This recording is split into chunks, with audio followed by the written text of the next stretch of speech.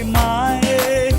កូនជុំមានស្នេហ៍ចាំនំម៉ែទៅដន់រិនឡាឡាឡាឡាឡាឡាឡាឡាឡាកូនអាយុប៉ុណ្ណឹងកូនខំប្រឹងឆាប់បានចៅពោម៉ែកូនមួយព្រួយខ្លាចកូនព្រឺម៉ែបាន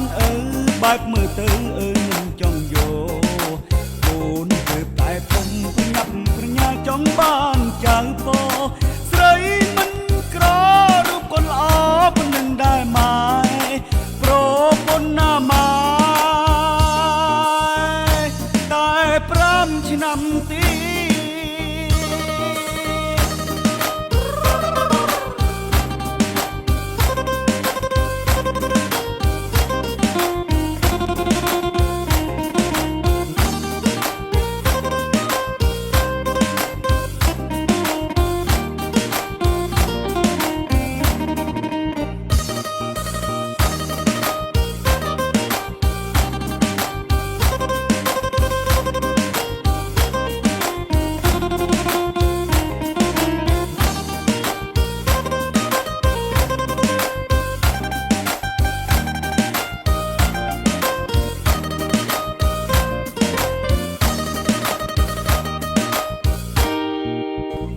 ឆ្នាំទៀតទៅ